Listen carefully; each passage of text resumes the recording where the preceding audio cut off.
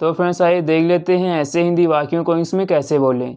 जैसे मेरे पास बात करने का समय नहीं है, मेरे पास वहाँ जाने का समय नहीं था, उसके पास तुमसे मिलने का समय नहीं है।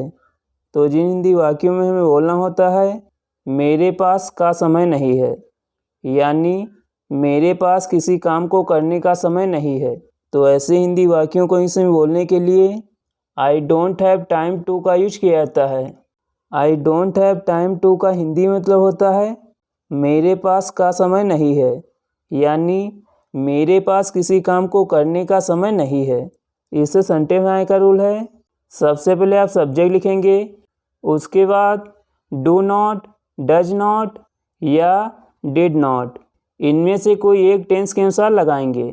यदि सेंटेंस के लास्ट में आएगा का समय नहीं है तो उसके लिए डू नॉट या डज नॉट में से किसी एक का यूज करेंगे।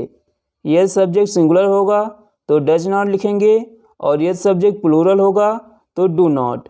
और अगर सेंटेंस के लास्ट में आएगा का समय नहीं था तो इसके लिए डिड नॉट का यूज करेंगे। फिर चाहे सब्जेक्ट सिंगुलर हो या प्लूरल, दोनों के साथ डिड नॉट का यूज होगा। और फिर लिखेंगे हैव टाइम टू, और उसके बाद जो वर्ब होगी उसकी फर्स्ट फॉर्म लिखेंगे और लास्ट में अगर कोई अदर वर्ड्स बचेंगे तो उन्हें लिखेंगे। आपको एग्जाम्पल देखते हैं इससे कि यह स्ट्रक्चर अच्छे समझ में आ जाए। पहला एग्जाम्पल है मेरे पास खाने का समय नहीं है, तो इस सेंटेंस के लास्ट में आया है का समय नहीं है, तो इसके लिए इसमें डू नॉट या डज नॉट का यूज किया जाएगा। यहाँ पर जो सब्जेक्ट है या प्लूरल है इसलिए इसमें डू नॉट का यूज किया जाएगा। तो इसकी इंग्लिश होगी I don't have time to eat, I don't have time to eat. और अगर हम इसमें सब्जेक्ट सिंगुलर कर दें तो यहाँ पर डोंट के स्थान पर डजेंट का यूज होगा। जैसे उसके पास खाने का समय नहीं है, तो इसकी इंग्लिश होगी he doesn't have time to eat.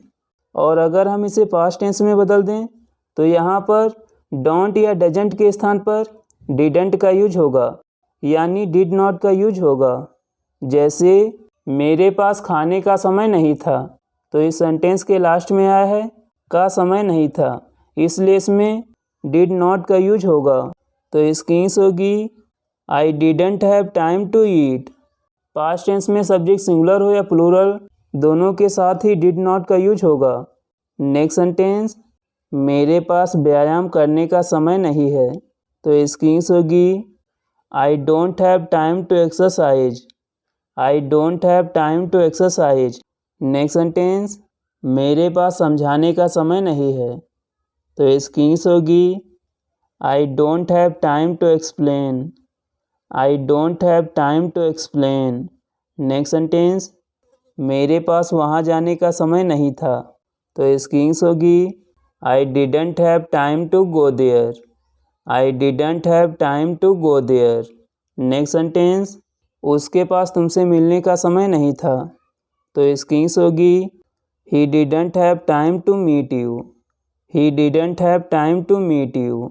Next sentence उसके पास अभी आपसे बात करने का समय नहीं है, तो इसकी इंग्लिश होगी he doesn't have time to talk to you right now, he doesn't have time to talk to you right now. मेरे पास और कुछ करने का समय नहीं है, तो इसकी इंग्लिश होगी I don't have time to do anything else, I don't have time to do anything else. अब एक सेंटेंस आपके लिए इसकी इंग्लिश आपको कमेंट बॉक्स में लिखनी है, जो कि है उसके पास यहाँ आने का समय नहीं है।